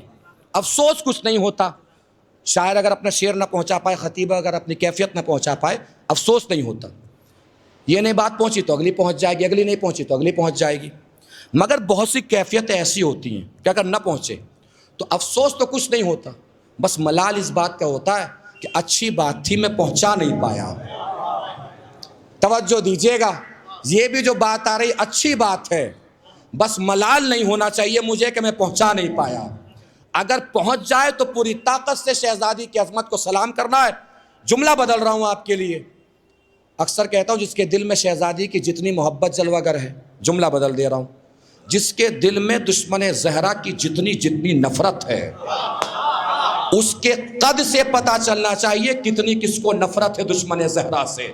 آپ چاہے جہاں بیٹھے ہیں پوری قد کے ساتھ شہزادی کی عظمتوں کو سلام کیجئے گا، اور آپ کے اٹھے ہوئے ہاتھ دشمن زہرا پہ لعنت کا کام کریں گے، آپ جہاں بھی بیٹھے ہیں۔ کیا کہا استاد نے؟ سچا مان لیتا تو حکومت چھوڑنی پڑتی، سچا مان لیتا تو حکومت چھوڑنی پڑتی۔ مجھے ایمانداری سے بتائیے، جو شہزادی زہرا کو جھوٹا مانے جنت جا سکتا ہے؟ جنہوں نے بس سر ہلایا ہے، انکار میں زبان نہیں چلائی، ان کی جنتیں الگ ہیں۔ زہرا والی جنت میں جانا ہے، کسی اور جنت میں جانا ہے؟ اسی جنت میں جانا ہے نا، تو گھبرا کیوں رہے ہیں؟ جو زہرا کو جھوٹا مانے جنت جا سکتا ہے، جو زہرا کو جھوٹا مانے جنت جا سکتا ہے۔ اللہ جانے کہاں ہوں گے آپ، میں تو کہہ کے آگے بڑھ جاؤں گا، آپ جانیے شہزادی سے آپ کی محبت جانے، دشمن زہرا سے آپ کی نفرت جانے۔ استاد نے کیا کہا؟ اگر سچا مان لیتا تو حکومت چھوڑنی پڑتی، جو جھوٹا مانے جنت جا سکتا ہے؟ نہیں جا سکتا نا، تو سلام کرنے کا دل نہیں کیا شہزادی زہرا کی فراست اور ذہانت کو کہ اپنے شوہر کے دشمن کو لا کر کس دوراہے پہ کھڑا کر دیا۔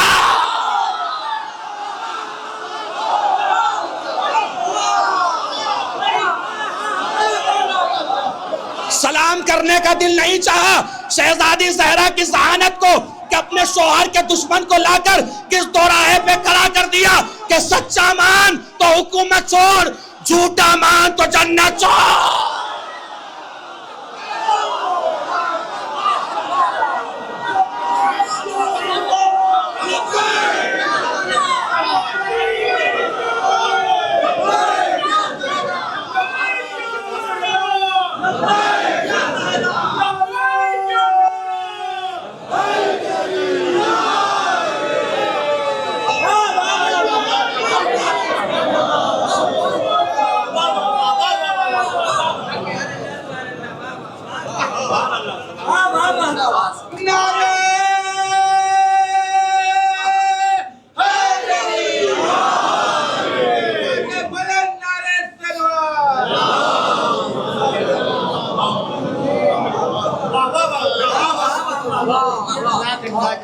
اور شہزادی زہرا نے 3 دعوے پیش کیے ہیں جو ہم سنتے ہیں نا، وراثت کا دعویٰ وراثت کا سب سے آخری دعویٰ ہے۔ شہزادی نے جو دعوے پیش کیے 3 دعوے ہیں شہزادی کے ملکیت کے، کہ شہزادی مالکہ ہے۔ پہلا دعویٰ قبضے کا ہے، کوٹ ووٹ سے جو بھی تعلق رکھتا ہو اس بات کو جانتا ہے کہ قبضہ دلیل ملکیت ہوتا ہے۔ شہزادی کا قبضہ رہا ہے 3 سال مسلسل اور مکمل شہزادی کا قبضہ تھا فدق پہ، شہزادی کے عمال کام کرتے تھے فدق میں۔ قبضہ دلیل ملکیت ہے، قبضہ نہیں مانا تو ہبہ کا دعویٰ پیش کیا شہزادی نے۔ دوسرا دعویٰ کس چیز کا تھا؟ ہبہ کا۔ جب ہبہ کا دعویٰ پیش کیا شہزادی نے تو ان سے مانگے گئے گواہ کہ گواہ لائیے نبی کی تحریر ہے، نبی نے لکھ کے دیا ہے آپ کو کہ فدق آپ کا ہے۔ شہزادی نے گواہی میں حسن حسین کو پیش کیا، انہوں نے کہا یہ تو آپ کے بچے ہیں، ان کی گواہی نہیں مانگی جائے گی۔ جیسے ہی کہا ہے کہ بچے ہیں گواہی نہیں مانی جائے گی، قرآن کی مخالفت ہو گئی۔ قرآن میں مریم کی عصمت کی گواہی عیسیٰ نے دی ہے، اس کا مطلب معصوم کی گواہی مانی گئی ہے۔ قرآن میں بچہ اگر معصوم ہے تو گواہی مانی جاتی ہے۔ پھر اس کے بعد کہا کہ علی گواہ ہیں، انہوں نے کہا یہ تو آپ کے شوہر ہیں، وہی بات کریں گے جس میں آپ کا فائدہ ہو۔ علی کی گواہی نہیں مانی گئی، بات ہو گئی ختم۔ مگر یہاں ختم نہیں ہوئی، قیامت تک اب یہ بات چلتی رہے گی۔ اب قیامت تک کیسے جدار اسلام میں درار پڑی جو آج تک بھر نہ سکی، وہ سن لیجئے، بات انشاءاللہ تمام کرنے جا رہا ہوں، توجہ فرمائیے گا۔ کیسی جدار اسلام میں درار پڑی ہے، اسلام کی جدار میں، سنیں گے آخری فرد تک، توجہ دیجئے گا۔ کس کی گواہی نہیں مانی گئی؟ کس کی؟ مولا علی کی گواہی نہیں مانی گئی۔ کسی کی گواہی آپ کب نہیں مانتے؟ اسے سچا مان کے، جھوٹا مان کے۔ بھئی اگر آپ سچا مان رہے ہیں تو گواہی مانیے، گواہی نہ ماننا دلیل اس بات کی کہ آپ جھوٹا سمجھ رہے ہیں کہ علی جھوٹی گواہی دے سکتے، تبھی تو آپ گواہی نہیں مان رہے ہیں۔ اگر آپ کو علی کی صداقت پہ یقین ہوتا تو آپ کو گواہی ماننی چاہیے۔ اب یہاں بات تمام نہیں ہوئی، اب سمجھیے کہ جدار اسلام میں درار کیسے پڑی۔ جس علی کو پہلی خلافت کے زمانے میں جھوٹا مانا گیا، ستم یہ ہوا کہ مسلمانوں نے اسی کو چوتھا مان لیا۔ اللہ جانے کون پہنچا کون رہ گیا، بات میں نے ساری تمام کر دی۔ جس کو پہلی خلافت کے دور میں جھوٹا مانا گیا، مسلمانوں نے اسی کو پہلی خلافت نے کیا مانا؟ جھوٹا۔ مسلمانوں نے اسی کو کیا مانا؟ چوتھا۔ میرے جوانوں، دنیا ہم سے گھوم کے جھوم کے کہتی ہے سب کو مانو، سب کی مانو، سب کو مانو، سب کی مانو، سب برابر، سب عادل، سب کو مانو، سب کی مانو۔ آج کے بعد کوئی اگر تم سے کہے نا سب کو مانو، سب کی مانو، تو پلٹ کے بس اتنا پوچھ لیجئے گا پہلے فدق میں بتا، پہلے کی مانو کہ چوتھے کی مانا؟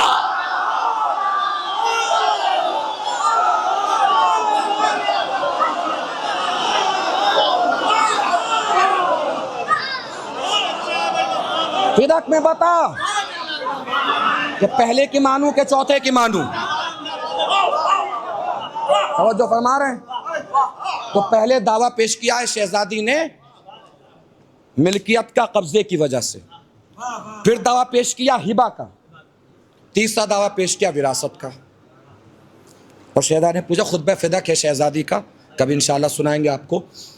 خطبہ فدق میں شہزادی کا جملہ ہے کہ تو اپنے باپ کا وارث ہو سکتا ہے، میں اپنے باپ کی وارث نہیں ہو سکتی۔ شہزادی نے کے جواب میں اس نے فرمایا، اس نے کہا کہ میں ہو سکتا ہوں وارث مگر آپ نہیں ہو سکتی۔ کیوں نہیں ہو سکتی؟ کہ اس لیے کہ آپ کے بابا نے حدیث سنائی ہے، نانو معاشر الانبیاء، نانو معاشر الانبیاء لا نرث ولا نورث وما ترکنا الصدقہ۔ ہم گروہ انبیاء نہ وارث بنتے ہیں نہ وارث بناتے ہیں، جو چھوڑتے ہیں وہ صدقہ ہے۔ کیا حدیث سنائی؟ ہم گروہ انبیاء نہ وارث بنتے ہیں نہ وارث، جو چھوڑتے ہیں وہ کیا ہے؟ حدیث سنا دیجئے، بعد میں بڑا ذائقہ آنے والا ہے۔ کیا حدیث سنائی؟ ہم گروہ انبیاء نہ وارث بنتے ہیں نہ وارث بناتے ہیں، ہم گروہ انبیاء نوارث بنتے ہیں نوارث. یہ حدیث ہم نہیں مانتے، حدیث ہے گڑھی ہوئی جھوٹی، مگر بہت سے لوگ مانتے بھی ہیں. محشر کے میدان میں وہ بھی جائیں گے، محشر کے میدان میں آپ بھی جائیں گے. ان کی حالت وہاں دیکھ کے مزہ بہت آئے گا. اب مزہ اگر یہاں مل جائے تو یہاں کا منظر محشر میں بدل جانا چاہیے. اگر محشر کا مزہ یہاں پہنچا دوں، بھرپور توجہ، دائیں بیٹھے ہو یا بائیں، سامنے بیٹھے ہو، کرسی نشین ہو، فرش نشین ہو، مسند نشین ہو، چاہے جو بھی آپ ہیں، جس حیثیت میں بھی آپ ہیں، پوری طاقت سے بتانا ہے کہ آپ کو محشر کا منظر سمجھ میں آ گیا اور یہاں کا منظر پھر محشر میں بدل جائے. اگر محشر کا منظر سمجھ میں آ جائے، سنائی اب حدیث. کیا حدیث سنائی؟ ہم گروہ انبیاء نوارث بنتے ہیں نوارث بناتے ہیں. یہ حدیث ہم نہیں مانتے، مگر بہت سے لوگ مانتے بھی ہیں. محشر میں وہ بھی جائیں گے، محشر میں ہم بھی جائیں گے. ان کی حالت وہاں دیکھ کے ہمیں کیا ہوگا؟ مزہ کیسے آئے گا؟ وہ مزہ سن لیجئے. قرآن کی آیت ہے، بسم اللہ الرحمن الرحیم، تلک الجنۃ التی نورث من عبادنا من کان تقیا. اس جنت کا وارث ہم متقی کو بنائیں گے. کون بنے گا جنت کا وارث؟ کون بنے گا؟ کون؟ نہ، کمال یہ نہیں ہے کہ جنت کا وارث متقی بنے گا. کمال یہ ہے کہ اللہ نے اعلان کر دیا کہ جنت بھی وراثت میں ملے گی. توجہ دیجئے گا، طاقت سمیٹ لیجئے. نہ جانے کہاں تک اڑنے کا آپ کو موقع ملے، کہاں تک اڑنے کا آپ کا دل کرے. شہزادی کی عظمت کے سلسلے سے توجہ آخری فر تک. حدیث کیا گڑھ کے سنائی؟ ہم گروہ انبیاء نوارث بنتے ہیں نوارث بناتے ہیں. یہ حدیث گڑھی ہوئی جھوٹی ہم نہیں مانتے، مگر بہت سے لوگ مانتے بھی ہیں. وہ بھی جائیں گے، ہم بھی جائیں گے. ان کی حالت وہاں کیا ہوگی معلوم ہے؟ قرآن میں فیصلہ ہو گیا، تلک الجنۃ التی نورث من عبادنا من کان تقیا. اس جنت کا وارث ہم متقی کو بنائیں گے، اس جنت کا وارث ہم متقی کو بنائیں گے. اس کا مطلب فیصلہ ہے اللہ کا، جنت بھی وراثت میں ملے گی، جنت بھی وراثت میں ملے گی. ہم گروہ انبیاء نوارث بنتے ہیں نوارث بناتے ہیں.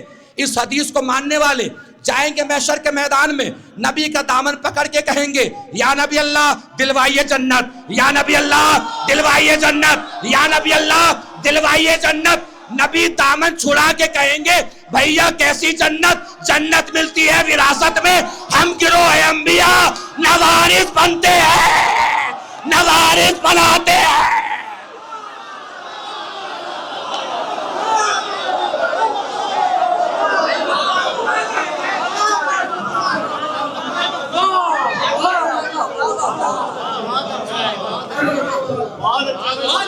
ایک صلوات پڑھیں مل جل کے بر محمد و آل محمد.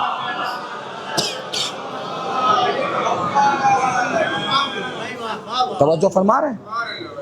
آپ کی بستی میں ایک صاحب رہتے ہیں. کوئی یہ نہ سوچے کہ مولانا صاحب کو کس نے بتا دیا. مولانا صاحب کو اس لیے پتا ہے کہ دنیا کی ہر بستی میں ایسے صاحب رہتے ہیں. یہ میرے ہاتھ جڑے ہیں، کسی صاحب کو بھی دیکھنے کی ضرورت نہیں ہے، نظر میری طرف رہے. قبلہ صاحب میں ہی ہوں اس ٹائم، تو بس مجھے ہی دیکھیے گا، ادھر ادھر نہ دیکھیے گا. اخبار پڑھنے کا مسلسل شوق ہے، مگر زندگی میں کبھی اپنا خرید کے نہیں پڑھا. بس مجھے دیکھیے گا، ادھر ادھر نہیں دیکھنا ہے. پیسے کی کوئی کمی نہیں ہے، پیسہ ہے بہت. اخبار کبھی اپنا نہیں خریدا بھائی نے. زندگی بھر پان کھاتے کھاتے گزر گئے، مگر کبھی اپنے پاندان کا پان بھائی صاحب نے نہیں کھایا، دوسرے ہی کے پاندان کے کھلنے کا انتظار کیا. پیسہ بہت ہے، پیسے کی کوئی کمی نہیں ہے. چائے مستقل پیتے 50-60 پی جاتے ہیں دن میں، اپنے بیٹھک کی چائے کبھی نہیں پی، دوسرے کی بیٹھک کے کھلنے کا ہی انتظار کیا. پیسہ بہت ہے، پیسے کی کوئی کمی نہیں ہے. مجالس ہو رہی ہیں، شب بیداری ہو رہی ہیں، ہر طرف عزاداری ہو رہی ہے. راستہ چلتے ہوئے کہہ دیجئے کہ ذرا 50 روپے کی رسید کٹوا دیجئے گا. بھیا ہم تو تمہارے لیے ہی کما رہے ہیں، اپنے بچوں کو تو پالنا ہم چھوڑ ہی دیں۔ مانگنے والے بھی سوچتا ہے کہ یار ان کی جگہ میں رسید ان کے نام کی کاٹ دیتا تو عزت بچ جاتی۔ پیسے کی کوئی کمی نہیں ہے، پیسہ بہت۔ 12 بجے کوئی گھر پہ آ جائے دل اچھل کے حلق میں اٹک جاتا ہے۔ 12 بجے آیا ہے، 1 بجے جائے گا، کھانے کا ٹائم ہو جائے گا، پتہ چلا پینے چائے آیا ہے، کھا کے کھانا جائے گا۔ بچے سے کہلوا دیتے بیٹا جا کے کہہ دو ابا گھر پہ نہیں ہے۔ پیسے کی کوئی کمی نہیں ہے، پیسہ بہت۔ ایسے انسان کے گھر کسی دن ہو جائے چوری، ہوئی نہیں ہے تب اتنا مزہ آ گیا آپ کو، ہو جائے تو کتنا آئے گا۔ چوراہے پہ نکلیں گے باہر، غم و غصہ کسی کے چہرے پہ نہیں ہوگا، ایک دوسرے کی آنکھوں میں آ کے ڈال کے کہیں گے دیکھا جو کام ہم زندگی بھر نہ کر سکے چور ایک دن میں کر گیا۔ کوئی کہے گا اگر یہ چور ہمیں مل جائے ہم تو ہاتھ ہی چوم لیں۔ ایک صاحب آپ کی بستی میں اور رہتے ہیں، کسی کو کھانسی اٹھی باہر نکل کے پوچھتے ہیں کہ بھیا طبیعت ٹھیک ہے؟ وہ کہتا ہے جی طبیعت ٹھیک ہے، کھانسی ہو رہی تھی آپ کو؟ کہو ذرا ڈاکٹر کے یہاں جا رہا تھا، پہلے سوچا مجلس میں ہو لوں پھر جاؤں گا ڈاکٹر کے یہاں، کہا تو چلو میرے پاس بائک ہے۔ ارے وہ ذرا گھر سے ہو لوں، پرس گھر میں رہ گیا ہے۔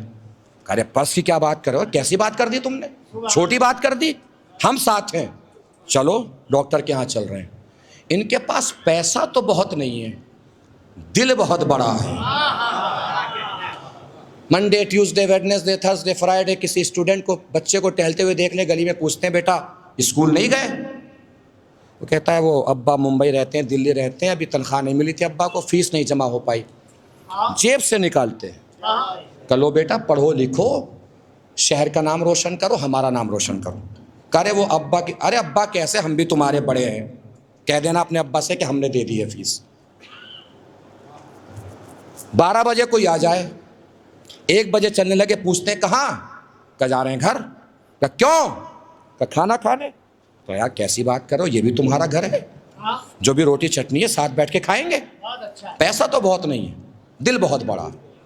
گھر والوں سے کہہ رکھا ہے کہ رات کے 12 بجے بھی کوئی دروازہ کھٹکھٹا دے، ضرورت مند ہو تو اس وقت تک واپس نہیں جانا چاہیے جب تک اس کی ضرورت پوری نہ ہو جائے۔ پیسہ بہت نہیں ہے، دل بہت بڑا ہے۔ ایسے انسان کے گھر کسی دن ہو جائے چوری، اگلے دن جوان علاقے کے آستین الٹے ہوئے نکلیں گے، کہیں مل جائے چور، دانت توڑ دیں گے، بال نوچ لیں گے، اتنے تماچے ماریں گے کہ گال لال کر دیں گے۔ ایک خالہ اماں گزر رہی ہیں، بچوں چور ملا؟ کہ ابھی تو نہیں ملا۔ کہ ملے تو سب سے پہلے میرے پاس لے کر آنا، اس گلی سے لے کر فرش کے اس آخری انسان تک، جسے سمجھ میں آ جائے، پورے قد اور طاقت کے ساتھ نہ بولے، مجھے شکایت رہے گی اس بندے سے کہ سمجھ کے بھی نہیں بولا ہے، پوری طاقت کے ساتھ۔ خالہ اماں غصے میں کیوں ہو، پریشان ہو جاؤ گی، بی پی بڑھ جائے گا۔ ارے مولانا چھوڑیے، چور مل جائے سب سے پہلے میرے پاس لے کر آئیے گا، بال نوچ لوں گی، دانت توڑ دوں گی، اتنے تماچے ماروں گی، گال لال کر دوں گی۔ میرا خالہ اماں غصہ بڑھ رہا ہے، بی پی بڑھ جائے گا، ہلکے ذرا آہستہ۔ خالہ اماں نے پلٹ کے کہا مولانا مجھے سمجھانے کی کوشش مت کیجئے، دیکھا نہیں کیسے کے گھر چوری کی، اس کے گھر چوری کرنے کی ضرورت کیا تھی، اس سے مانگ لیتے یہ تو ویسے ہی دے دیتا۔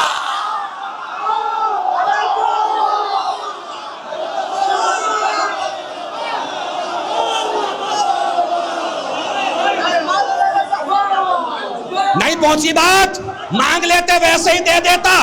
ہم بھی تو 1400 سال سے یہی کہہ رہے ہیں، فدق لوٹنے کی ضرورت کیا تھی، زہرا سے مانگ لیتے فدق مل جاتا۔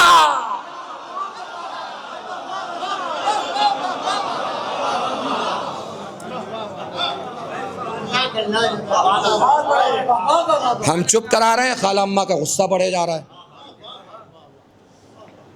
کلیانہ بس چور کو دانت توڑ دوں گی، منہ نوچ لوں گی۔ ہم نے کہا خالہ اماں اتنا غصہ ہونے کی کیا ضرورت، کا مولانا مجھے مت سمجھائیے، دیکھا نہیں کیسے گھر چوری کی، اس سے گھر چوری کرنے کی ضرورت کیا تھی، اس سے مانگ لیتے ویسے ہی دے دیتا۔ اور مولانا جب تک زندہ ہوں اس چور پہ لعنت کرتی رہوں گی۔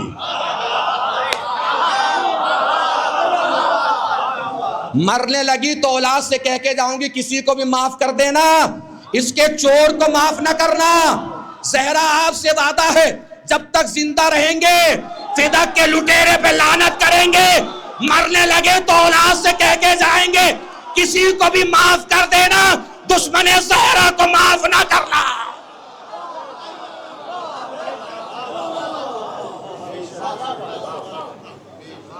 دربار میں کھڑی رہی شہزادی زہرا، کسی نے بیٹھنے کے لیے بھی نہیں کہا۔ زہرا کی پسلیاں توڑ دی گئیں۔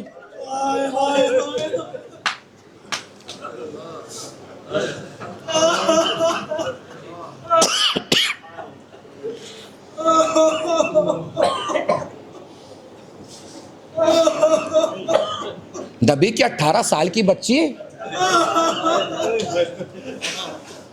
صاحبان اولاد یہاں بیٹھے ہیں، 17-18 سال کی بچی کتنی بڑی ہوتی ہے ایک باپ کے لیے، اس کی آپ نے پسلیاں توڑ دی۔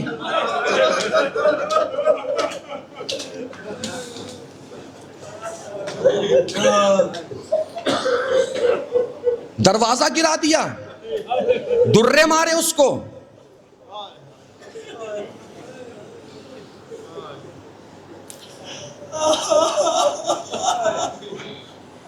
پورا منظرنامہ دروازہ گرنے کا شیخ عباس قمی علیہ الرحمہ نے تحریر فرمایا ہے بیت الاحزان میں۔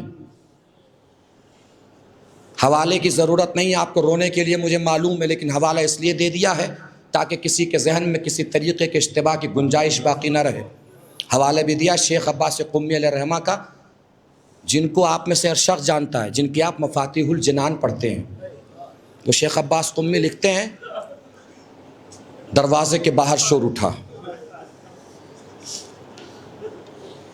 شہزادی نے آواز دی کہ ایسا شور ہے دروازے کے باہر، باہر سے آواز آئی علی کو باہر بھیجو ورنہ ہم اندر آ جائیں گے۔ کیسے آ جاؤ گے کہ دروازے میں آگ لگا دیں گے۔ بس اس جملے میں میری طرف دیکھ لیجئے گا، اس جملے پر، اس کے بعد آپ جانیں شہزادی سے آپ کی محبت جانیں، زہرا کا رومال جانیں، آپ کے آنسو جانیں۔ شیخ لکھتے ہیں دروازہ جل رہا تھا تو شہزادی اپنے ہاتھوں کو دروازے پہ پیچھے ایسے لگا کے کھڑی تھی۔ دروازہ جلتے جلتے اوپر کی لکڑی کا تختہ ٹوٹ کے گرا، وہ جگہ نمودار ہوئی جہاں زہرا نے ہاتھ رکھے ہوئے تھے۔ جگہ کا نمودار ہونا تھا کہ ظالم کا تازیانہ لہرایا، تازیانے کی ضرب اتنی شدید تھی کہ زہرا کے ہاتھ کی ہڈیاں ٹوٹ گئیں۔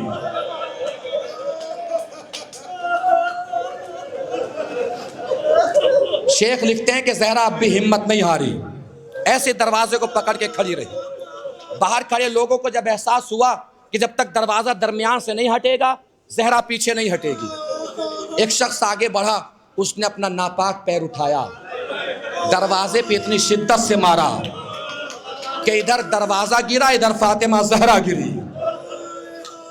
یہ میرے ہاتھ جڑے ہیں، مصائب سخت ہوں تو مجھے معاف فرمائیے گا۔ شیخ لکھتے ہیں کہ زہرا اب بھی ہمت نہیں ہاری، تیزی سے اٹھی اور جس جگہ سے دروازہ ٹوٹ کے گرا تھا زہرا وہیں پہ اپنے ہاتھوں کو لگا کے کھڑی ہو گئی۔ باہر کھڑے لوگوں کو احساس ہو گیا جب تک زہرا درمیان سے نہیں ہٹے گی ہم علی تک نہیں جا سکتے۔ ایک شخص آگے بڑھا جس کے بغل میں نیام تھی، نیام میں تلوار تھی، اس نے نیام کو پلٹا اور تلوار کے قبضے کی طرف سے اتنی تیزی سے زہرا کی پسلیوں پہ مارا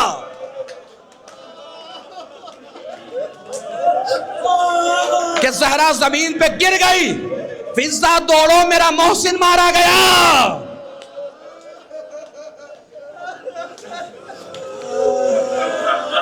ہاتھ جوڑیں، محسوس سخت ہو تو مجھے معاف فرمائیے گا جس جملے کے لیے میں نے عرض کیا ہے۔ عزادارو جانتے ہیں شیخ لکھتے ہیں کہ اب لوگوں نے گھر کے اندر جانا شروع کیا، لوگ گھر کے اندر داخل ہو رہے ہیں۔ شہزادی جو زمین پہ ابھی گری ہیں اٹھنا چاہتی ہیں، تیزی سے اٹھنا چاہتی ہیں، لوگوں کو روکنے کے لیے اٹھنا چاہتی ہیں۔ ادھر شہزادی زمین سے اٹھنا چاہ رہی ہیں، ادھر سے ایک شخص صف میں سے نکلا، زہرا کی طرف تیزی سے آیا۔ کسی کو محسوس نہ ہوا کہ یہ کیا ستم ڈھانے والا ہے، اس نے ایسا ستم ڈھایا کہ زمین مدینہ کو زلزلہ آیا ہوگا۔ ادھر زہرا تیزی سے اٹھنا چاہتی تھی، وہ زہرا کے قریب پہنچا اور اتنی شدت سے زہرا کے رخسار پہ تماچا مارا کہ زہرا کے گوشوارے زمین پہ ٹوٹ کے گر گئے۔ زہرا نے آواز دی، بابا آپ کے بعد مدینہ بہت بدل گیا بابا۔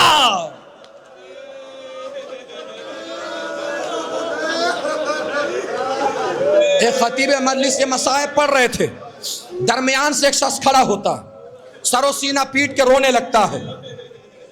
خطیب مجلس نے پوچھا، بھائی تجھے ان مصیبتوں میں ایسا کون سا درد ہے جو دل کو جا کے لگا ہے، جس کی وجہ سے تو اتنا تڑپ تڑپ کے رو رہا ہے؟ اس نے کہا، سرکار مجھے زینب ام کلثوم کی مصیبت کا احساس رلا رہا ہے۔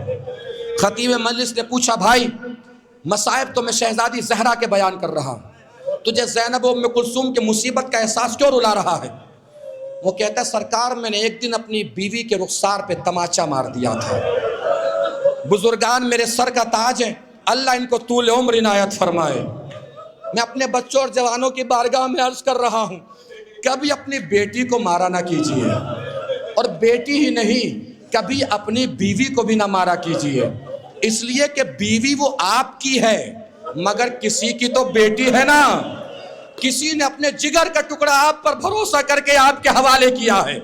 وہ کہتا ہے، سرکار جب میں نے زوجہ کے رخسار پہ تماچا مارا، میری زوجہ کچھ گھنٹوں کے بعد میرے پاس آئی، میرے سامنے ہاتھوں کو جوڑ کے کھڑی ہو گئی، مجھ سے کہتی ہے، آپ میرے سید ہیں، میرے سردار ہیں، میرے مالک ہیں، میں آپ کو اپنے اوپر حق دیتی ہوں، کبھی کوئی مجھ سے غلطی ہو جایا کرے نا تو مجھے تنبیہ کر سکتے ہیں، چاہے تو مجھے مار بھی سکتے ہیں، بس آج کے بعد اتنا خیال رکھیے گا کہ میرے رخسار پہ تماچا میری بیٹیوں کے سامنے نہ ماریے گا، اس لیے کہ جب سے آپ نے تماچا مارا ہے میری بیٹیاں مجھ سے بار بار پوچھ رہی ہیں، اماں یہ رخسار پہ نشان کیسا، اماں یہ رخسار پہ نشان کیسا۔ میں یہی سوچ سوچ کے تڑپ رہا ہوں، جب زینب ام کلثوم نے پوچھا ہوگا، اماں یہ رخسار پہ نیل کا نشان کیسا۔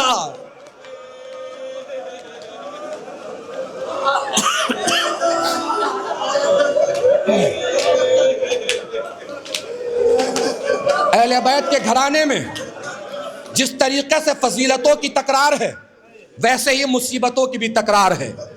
فضیلتوں کی تکرار آپ لوگ سنتے رہتے ہیں، عباس ثانی حیدر کرار فضیلتوں کی تکرار ہے، اکبر شبیہ پیغمبر فضیلتوں کی تکرار ہے، زینب ثانی زہرا فضیلتوں کی تکرار ہے، ایسے ہی مصیبتوں کی بھی تکرار ہے۔ مصیبتوں کی تکرار سنیں گے، علی کے سر پہ ضربت لگی، عباس کے سر پہ گرز لگا، حسن کے جگر کے ٹکڑے ہوئے، قاسم کے بدن کے ٹکڑے ہو گئے۔ ایک اور تکرار سنیں گے، زہرا کی پسلیاں بھی ٹوٹی، سکینہ کی پسلیاں بھی ٹوٹ گئی۔ زہرا کی پسلیاں دروازہ گرنے کی وجہ سے ٹوٹی، سکینہ کی پسلیاں جانتے کیسے ٹوٹی؟ پیاس کی گرمی کی وجہ سے۔ امام سجاد وضو کا پانی بھی دیکھتے تھے نا تو رونے لگتے تھے، مولا وضو کا پانی سے دیکھ کے کیوں رو رہے ہیں؟ کہ بس اتنا ہی پانی ہوگا جو میری بہن سکینہ نے کربلا سے شام تک پیا ہوگا۔ مولا سکینہ کو پانی ملتا نہیں تھا، کہ ملتا تو تھا، کہ پھر سکینہ کرتی کیا تھی؟ امام فرماتے ہیں، میرے ہاتھوں میں ہتکڑیاں، پیروں میں بیڑیاں، گلے میں خاردار توق، لوہے کی گرمی جب بڑھتی تھی لوہا گوشت کو کاٹ کے ہڈیوں میں گلنے لگتا تھا۔ جب سکینہ کو پانی ملتا، سکینہ پانی سے بھرا کوزہ لے کر میرے پاس آتی، میرے سامنے بیٹھتی، کبھی ہاتھوں کی ہتکڑیوں پہ ڈالتی، کبھی پیروں کی بیڑیوں پہ ڈالتی، کبھی گلے کے توق پہ ڈالتی۔ بھائیا سکینہ پیاسی رہے گی مگر آپ کو مصیبت میں نہیں دیکھ سکتی۔ میں اکثر کہتا ہوں، مصائب میں رویا ضرور کیجئے، اس لیے نہیں کہ خطیب مصائب پڑھ رہا ہے، نہیں، بلکہ اس لیے کہ آپ کی آوازیں شہزادی زہرا کو سکون بہت دیتی ہے۔ رونا نہ آیا کرے نا تو آپ میں سے بہت سے جوان ہیں جو مجھے دیکھ رہے ہیں، آپ جوان ہیں تو آپ کی چھوٹی چھوٹی بہنیں بھی ہوں گی۔ سوچا کیجئے، اگر یہی باہر چوراہے پہ کوئی آپ کی چھوٹی سی بہن کی زلفوں کو پکڑے، رخساروں پہ تماچے مارنا شروع کرے، آپ میں سے کتنے بھائی ہوں گے جنہیں برداشت ہو جائے گا؟ نہ ہو سکے تو سکینہ کو یاد کر کے رو لیا کیجئے، اور صرف یاد مت کیا کیجئے، مصائب سوچا کیجئے۔ بس آخری جملہ ہے، 30 سے 35 سیکنڈ میں مصائب تمام ہو جائیں گے۔ رو لیجئے گا جتنا رونا ہوگا، دے لیجئے گا جتنا پرسہ دینا ہوگا۔ کیا عمر تھی جناب سکینہ کی؟ 4 سال۔ کبھی سوچا کیجئے، اگر کوئی 4 سال کے بچے کو بھرپور طاقتور جوان پوری طاقت سے رخسار پہ تماچا مارے، بچہ زمین پہ کھڑا رہ سکتا ہے؟ گر نہیں جائے گا؟ سکینہ کو جب شمر تماچا مارتا تھا سکینہ زمین پہ گر جاتی تھی. آخری جملہ ہے، عربی میں مصائب پڑھوں گا، اردو میں جتنا ترجمہ ہو سکے گا اتنا کر دوں گا، جتنا محسوس فرما لے اتنا رو لیجئے گا. امام سجاد فرماتے ہیں شام کا بازار تھا، سکینہ تماچا کھا کے گری تو اٹھ نہ سکی. شمر ملون میرے پاس آیا، میرے بدن پہ تازیانے مارنے لگا. جب سکینہ نے دیکھا جوان بھائی کے بدن پر میری وجہ سے تازیانے پڑ رہے ہیں، سکینہ نے جلدی سے اپنے آپ کو اٹھایا، دوڑی اور میرے اوپر خود کو گرا دیا. مولا شمر نے تازیانہ روک لیا ہوگا کہ روک لیتا تو ستم کیا تھا، جیسے مجھے مار رہا تھا ویسے ہی سکینہ کو مارنے لگا. امام فرماتے ہیں بس یہی وہ موقع تھا جب سکینہ نے مجھے مدد کے لیے پکارا، مگر میں سکینہ کی کوئی مدد نہ کر سکا. مولا کیا کہا سکینہ نے؟ امام کانپتے بدن کے ساتھ کھڑے ہوئے، سر سے امامے کو دور پھینک کے فرمایا آخری جملہ مصائب تمام. مولا فرماتے ہیں جب شمر تازیانے مار رہا تھا نا، سکینہ نے میرے سامنے ننھے ننھے ہاتھ جوڑ کے کہا یا اخی قل لہو لا تضرب علی خدیہ، اے بھیا شمر سے بس اتنا کہہ دو کہیں بھی تازیانے مار لے میرے رخساروں پہ تازیانے نہ مار.